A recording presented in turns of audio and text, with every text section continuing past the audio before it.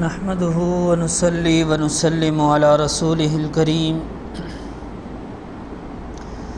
أما بعد فأعوذ بالله من الشيطان الرجيم بسم الله الرحمن الرحيم ألم تر إلى الذين يزعمون أنهم آمنوا بما أنزل إليك وما أنزل من قبلك يريدون أن يتحاكموا إلى الطاغوت وقد أمروا أن يكفروا به ويريد الشيطان أن يضلهم ضلالا بعيدا وإذا قيل لهم تعالوا إلى ما أنزل الله وإلى الرسول رأيت المنافقين يصدون عنك صدودا فكيف إذا أصابتهم مصيبة بما قدمت أيديهم ثم جاءوك يحلفون بالله إن أردنا إلا إحسانا وتوفيقا صدق اللہ العظیم۔ سورۃ النساء 5واں پارہ، اس کا 5واں رکوع ہے۔ یہ چند آیات مبارکہ ایک خاص واقعے کے بعد نازل ہوئیں۔ ایک واقعہ پیش آیا جس واقعے کو ان آیات مبارکہ کا شان نزول کہا جاتا ہے۔ پس منظر اور شان نزول واقعہ یہ پیش آیا کہ ایک یہودی اور منافق کا زمین کے معاملے میں جھگڑا ہو گیا۔ یہودی نے کہا یہ میری زمین ہے، منافق نے کہا یہ میری زمین ہے۔ منافق کہتے ہیں جو نبی پاک صلی اللہ علیہ وسلم کے زمانے میں اوپر سے انہوں نے کلمہ پڑھا ہوتا تھا اور مسلمانوں کے ساتھ مل کر رہتے، لوگوں کو یہی نظر آتا اور سمجھ آتی کہ یہ مسلمان ہیں، اندر کے حالات تو اللہ جانتا ہے۔ تو اب وہ منافق بظاہر مسلمان تھا، جھگڑا ہو گیا۔ اب فیصلہ کروانے کے لیے اس منافق نے کہا کہ فیصلہ آپ کا جو سردار ہے کعب ابن اشرف یہودی، اس سے فیصلہ کرواتے۔ یہودی نے کہا نہیں، فیصلہ آپ کے پیغمبر صلی اللہ علیہ وسلم سے کرواتے، کیونکہ یہ یہودی کو بھی پتہ تھا کہ نبی پاک صلی اللہ علیہ وسلم اگرچہ وہ یہودی اور کافر تھا لیکن اس کو پتہ تھا کہ آپ فیصلہ عدل اور انصاف کا کریں گے۔ لیکن دوسری طرف منافق وہ جھوٹا تھا، تو اس کو بھی یہ پتہ تھا کہ نبی پاک نے میرے خلاف فیصلہ کر دینا کیونکہ میں جھوٹا ہوں۔ تو یہودی جو کعب ابن اشرف ہے اس کو چلو کوئی رشوت وغیرہ دے بھی دیں تو وہ ہو سکتا ہے میرے حق میں فیصلہ کر دیں۔ بہرحال اصرار کے بعد فیصلہ نبی پاک صلی اللہ علیہ وسلم تک پہنچا۔ آپ نے دونوں کی بات سنی اور فیصلہ یہودی کے حق میں کر دیا کہ یہودی سچا ہے۔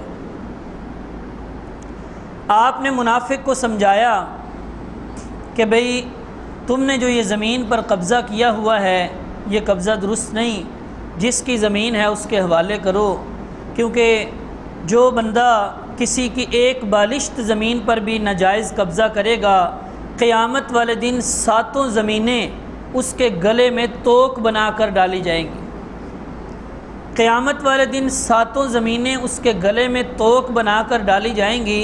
وہ کیسے ڈالی جائیں گی اس کی کیفیت اللہ جانتا ہے، ہماری سمجھ میں نہیں آ سکتی کہ وہ کیا شان ہوگی، کس حساب سے اور کس کیفیت سے۔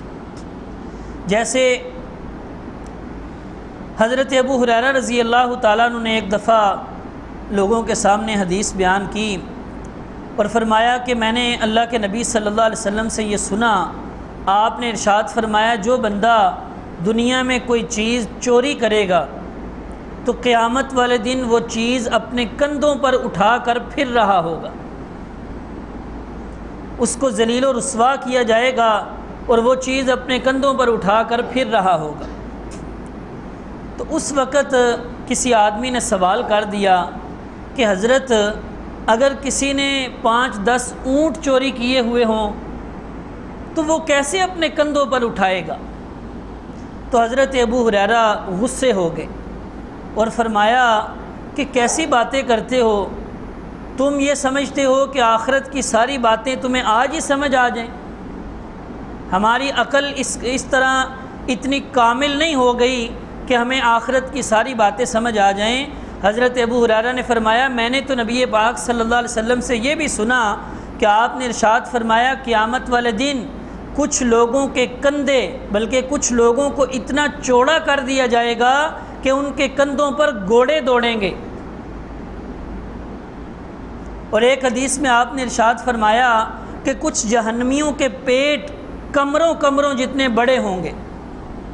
اور ایک حدیث میں آپ نے ارشاد فرمایا کہ کچھ مجرم ایسے ہوں گے کہ ان کی ایک داڑھ احد پہاڑ سے بڑی ہوگی۔ تو تم کیا سمجھتے ہو تمہیں یہ ساری باتیں آج سمجھ آ جائیں گی؟ اس لیے ایسے سوال نہ کیا کرو کہ بھئی 5-10 اونٹ اگر چوری کیے ہوں تو وہ کیسے کندھوں پر اٹھائے گا۔ فرمایا اتنے چوڑے کندھے بنا دیے جائیں گے کہ گھوڑے اس پر دوڑیں گے، تو جتنے مرضی اونٹ اس پر کھڑے کر لینا۔ بہرحال نبی پاک صلی اللہ علیہ وسلم نے یہودی کے حق میں فیصلہ فرما دیا۔ وہ فیصلہ لے کر جب باہر نکلے تو اس منافق نے کہا کہ فیصلہ حضرت عمر سے بھی کرواتے ہیں۔ ٹھیک ہے، جو فیصلہ ہو گیا صحیح ہے، میں مانتا ہوں، لیکن چلو حضرت عمر سے بھی فیصلہ کروا لیتے ہیں۔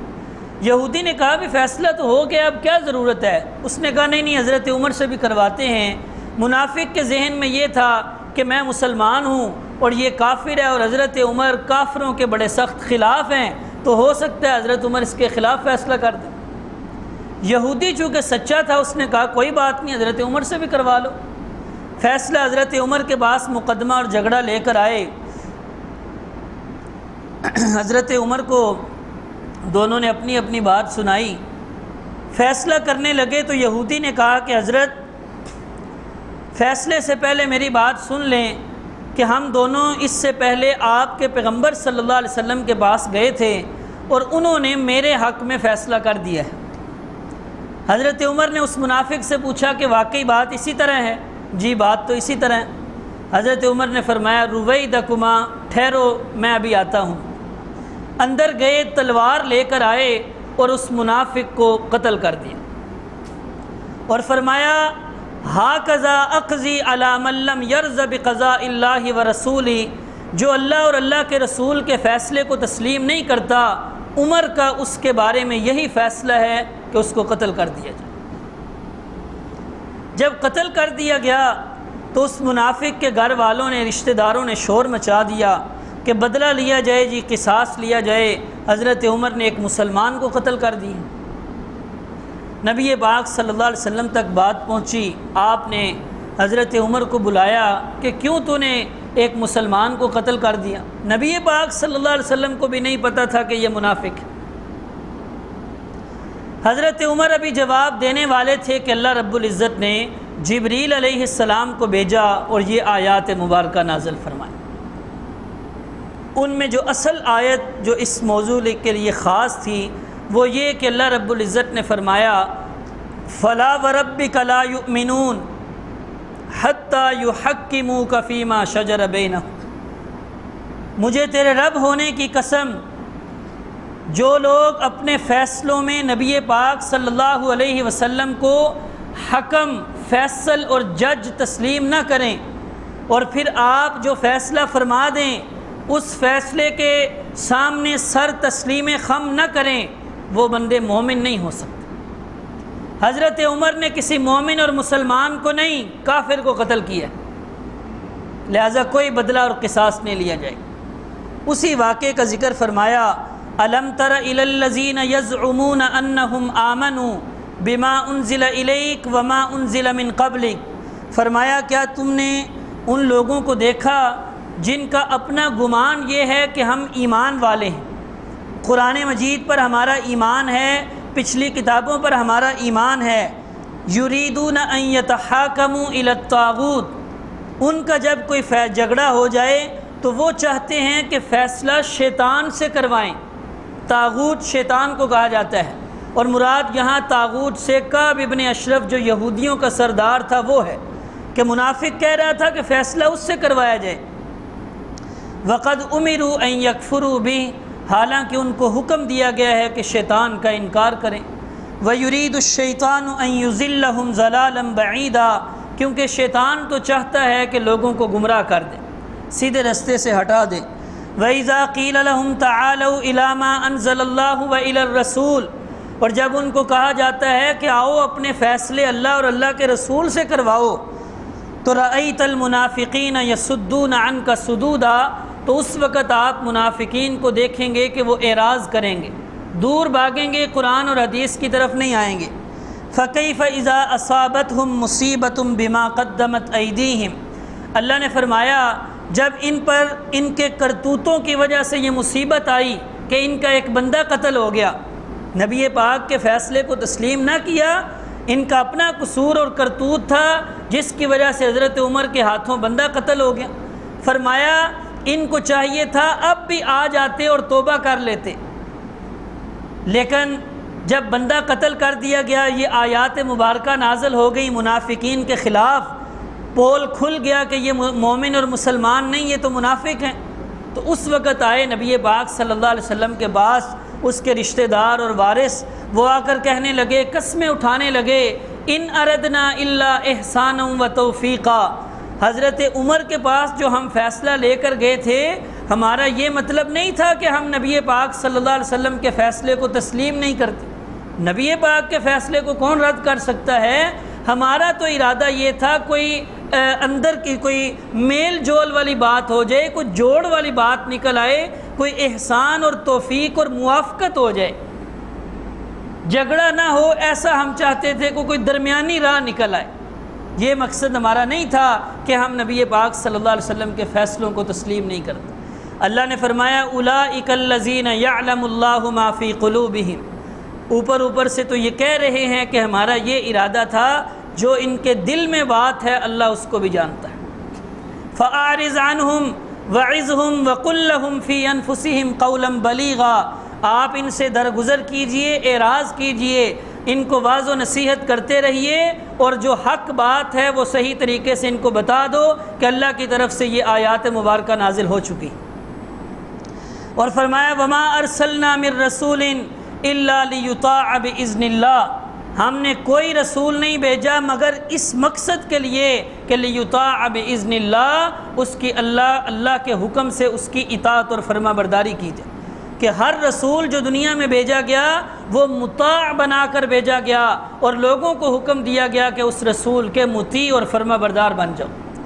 وَلَوْ أَنَّهُمْ إِذ ظَّلَمُوا أَنفُسَهُمْ جَاءُوكَ فَاسْتَغْفَرُوا اللَّهَ وَاسْتَغْفَرَ لَهُمُ الرَّسُولُ لَوَجَدُوا اللَّهَ تَوَّابًا رَحِيمًا، فرمایا ان سے جب یہ گناہ ہو گیا، نبی پاک صلی اللہ علیہ وسلم کے فیصلے کو تسلیم نہ کیا، ان کو چاہیے تو یہ تھا کہ نبی پاک صلی اللہ علیہ وسلم کے پاس آ جاتے، اللہ سے معافیاں مانگتے، اور نبی پاک بھی ان کے لیے اللہ سے معافیاں مانگتے تو اللہ ان کو معاف فرما دیتے۔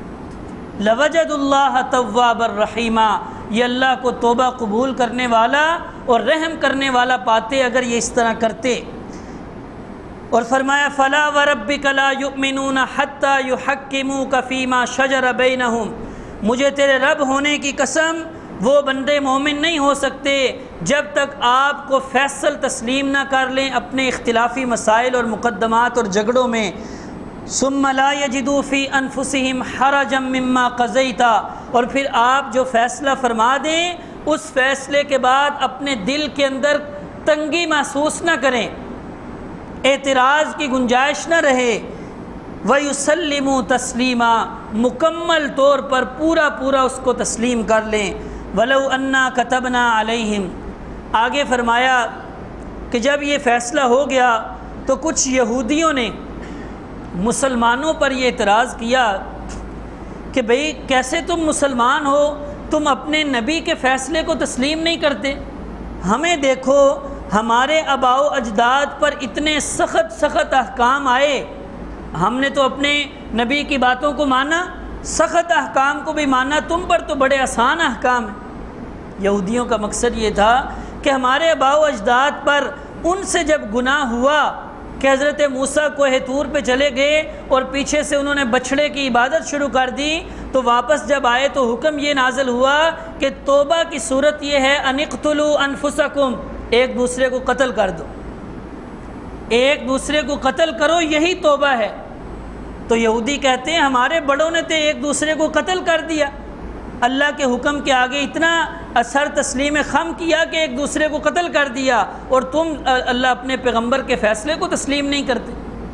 اس وقت اللہ رب العزت نے فرمایا یہ جو آج کے یہودی ہیں، آج کے یہودی اس پر بھی عمل نہیں کر سکتے۔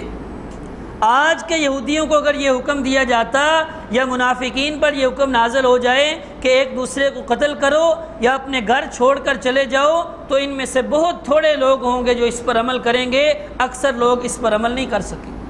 وَلَوْ أَنَّا كَتَبْنَا عَلَيْهِمْ أَنِ اقْتُلُوا أَنفُسَكُمْ، اگر ہم ان پر فرض کر دیتے کہ ایک دوسرے کو قتل کرو، أَوِ اخْرُجُوا مِن دِيَارِكُمْ، یا اپنے گھروں سے نکل جاؤ، مَا فَعَلُوهُ إِلَّا قَلِيلٌ مِّنْهُمْ، تو بہت تھوڑے لوگ یہ کام کرتے۔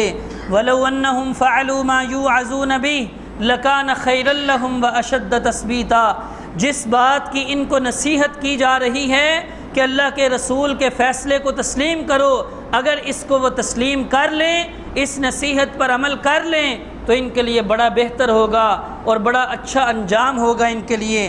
وَإِذًا لَآتَيْنَاهُم مِّن لَّدُنَّا أَجْرًا عَظِيمًا، اگر یہ نبی پاک صلی اللہ علیہ وسلم کے فیصلے کو تسلیم کریں گے تو ہم ان کو اپنی طرف سے بہت بڑا اجر عطا فرمائیں گے۔ وَلَهَدَيْنَاهُمْ صِرَاطًا مُسْتَقِيمًا، اور ہم ان کی رہنمائی کریں گے سیدھے راستے کی طرف۔ وَمَن يُطِعِ اللَّهَ وَالرَّسُولَ، اور جو اللہ اور اللہ کے رسول کی اطاعت اور فرما برداری کرے گا، فَأُولَٰئِكَ مَعَ الَّذِينَ أَنْعَمَ اللَّهُ عَلَيْهِم مِّنَ النَّبِيِّينَ وَالصِّدِّيقِينَ وَالشُّهَدَاءِ وَالصَّالِحِينَ، وہ جنت میں نبیین، صدیقین، شہداء اور اعلیٰ درجے کے نیک لوگوں کے ساتھ ہوگا۔ اور یہ آیت مبارکہ اس وقت نازل ہوئی کہ ایک صحابی تھے جو نبی پاک صلی اللہ علیہ وسلم کے آزاد کردہ غلام تھے، حضرت ثوبان رضی اللہ تعالیٰ عنہ۔ وہ ایک دن آئے نبی پاک صلی اللہ علیہ وسلم کے پاس اور آ کر عرض کیا، یا رسول اللہ، مجھے آپ سے بڑی محبت ہے، مجھے اپنی جان سے، اپنی بیوی بچوں سے، مال و دولت سے، ہر چیز سے بڑھ کر مجھے آپ سے محبت ہے۔ جب کبھی میرا دل اداس ہوتا ہے تو میں مسجد میں آ جاتا ہوں، آپ کی زیارت کر لیتا ہوں، مجھے سکون آ جاتا ہے۔ تو آج میں سوچ رہا تھا کہ جب آپ دنیا سے تشریف لے جائیں گے، قیامت حشر نشر قائم ہو جائے گی، تو آپ تو جنت میں چلے جائیں گے، جنت کے اعلیٰ درجات میں۔ میں پتہ نہیں جنت میں پہنچ سکوں گا یا نہیں، اگر پہنچ بھی گیا تو کسی نیچے والے درجے میں ہوں گا، آپ تو بڑے اونچے درجات پہ ہوں گے، تو وہاں آپ کی میں زیارت کیسے کروں گا؟ مجھے تو جنت میں بھی آپ کی زیارت کے بغیر سکون نہیں آئے گا۔ تو اس وقت اللہ رب العزت نے یہ آیت مبارکہ نازل فرمائی کہ جو اللہ اور اللہ کے رسول کی اطاعت اور فرما برداری کرے گا وہ جنت میں نبیوں کے ساتھ ہوگا، صدیقین، شہداء اور اعلیٰ درجے کے نیک لوگوں کے ساتھ ہوگا۔ ساتھ ہونے کا مطلب یہ ہے، ظاہر ہے ایسا تو نہیں ہوگا کہ ایک عام آدمی وہ نبی پاک صلی اللہ علیہ وسلم یا انبیاء کے درجات پر پہنچ جائیں، مطلب مفسرین کرام نے فرمایا کہ وہاں ملاقات کا شرف حاصل ہوگا۔ نیچے کے درجات والے اوپر کے درجات والوں سے ملاقات کر سکیں گے، نیچے والے اوپر جا کر ملاقات کرنے کی بھی اجازت ہوگی، کبھی کبھی اوپر کے درجات والے نیچے بھی آ سکیں گے اور آ کر زیارت کریں گے اور ملاقات ہوگی۔ تو یہ اس لیے اس صحابی کا جواب دیتے ہوئے اللہ نے فرمایا کہ پریشان ہونے کی ضرورت نہیں، اللہ اور اللہ کے رسول کی اطاعت اور فرما برداری کرتے رہو، جنت کے اندر بھی تمہیں یہ سکون ملے گا کہ یہ زیارت ہوگی۔ فرمایا وَحَسُنَ أُولَٰئِكَ رَفِيقًا، جس کو جنت میں یہ ساتھی مل جائیں اس کو اور کیا چاہیے، یہ بڑے اچھے ساتھی۔ حضرت کعب اسلمی رضی اللہ تعالیٰ عنہ ایک دن وہ کچھ دن جو ہے نبی پاک صلی اللہ علیہ وسلم کے ساتھ رات گزارتے، تہجد کے وقت ان کو ضروریات کی جو چیزیں ہوتی، پانی وغیرہ قضاء حاجت کے لیے، وہ آپ کو پیش فرماتے۔ ایک دن نبی پاک صلی اللہ علیہ وسلم نے تہجد کے وقت ان سے فرمایا مانگو کیا مانگتے ہو، مانگو کیا مانگتے ہو؟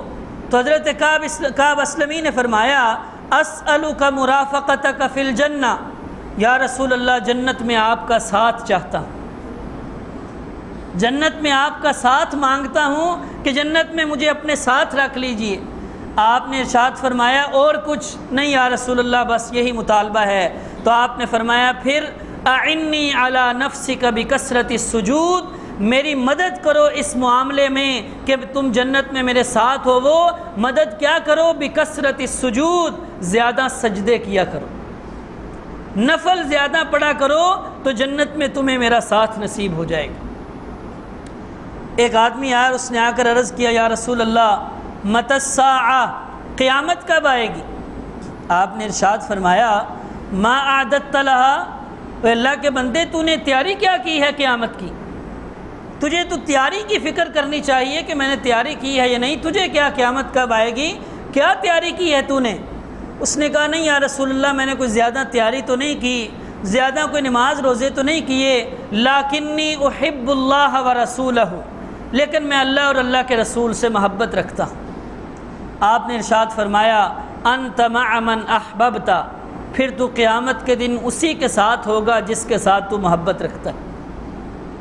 حضرت انس فرماتے ہیں جب نبی پاک صلی اللہ علیہ وسلم یہ بات ارشاد فرمایا کرتے تھے کہ المرء مع من احب، آدمی کا حشر قیامت والے دن اسی کے ساتھ ہوگا جس کے ساتھ وہ محبت رکھتا ہے، جب آپ یہ بات ارشاد فرمایا کرتے تھے تو ہم صحابہ کرام کو بڑی خوشی ہوتی تھی، کیونکہ ہمیں تو اللہ اور اللہ کے رسول ہی سے محبت تھی، اور صحابہ کو تو واقعی اللہ اور اللہ کے رسول سے اس قدر محبت تھی کہ اپنی جان، مال، اپنا وقت، ہر چیز اللہ اور اللہ کے رسول کے آگے قربان کر دیا۔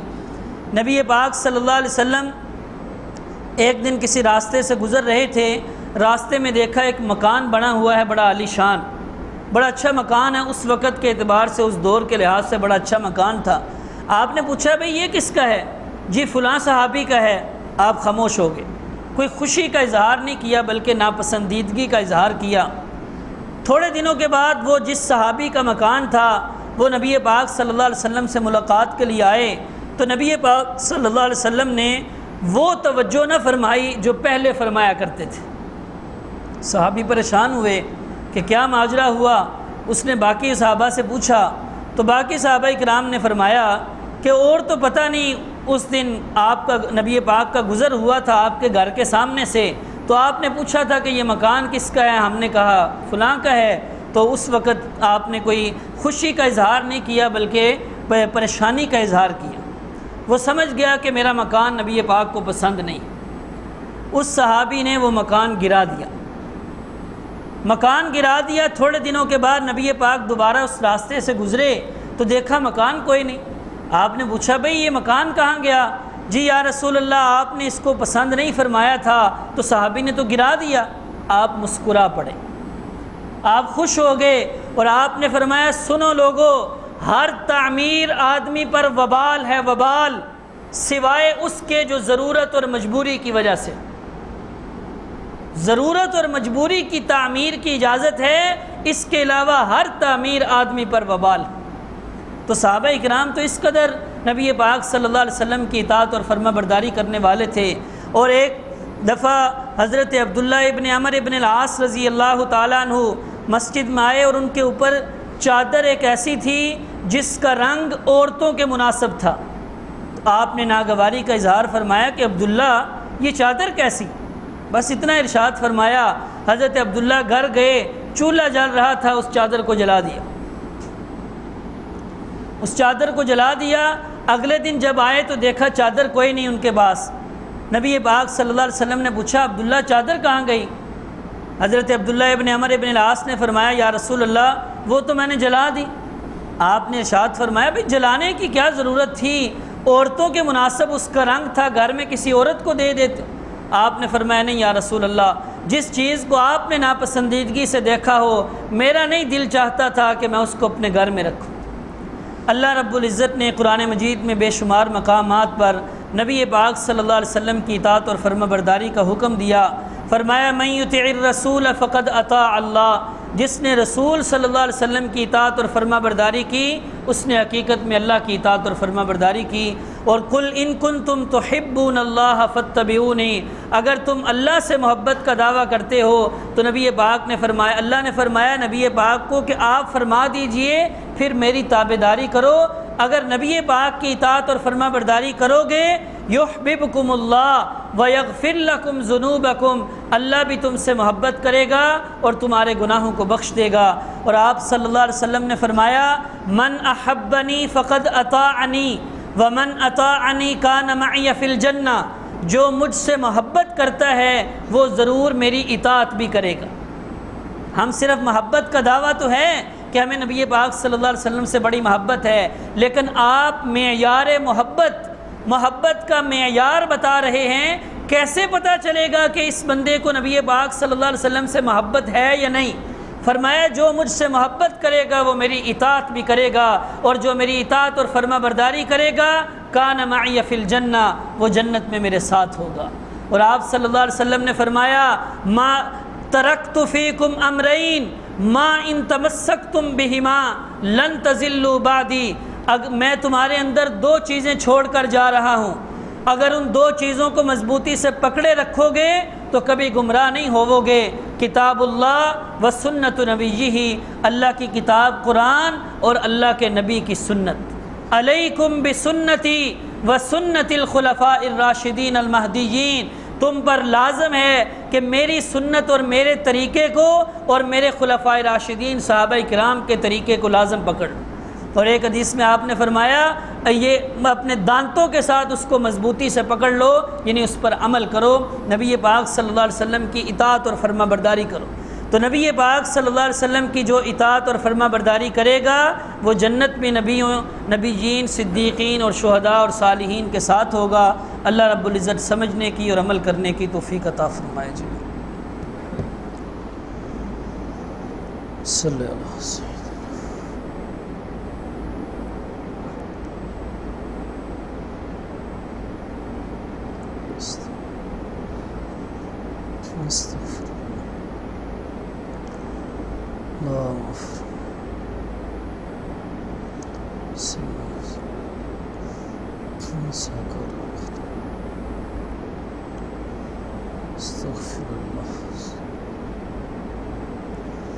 صلی اللہ تعالی علی خیر خلق۔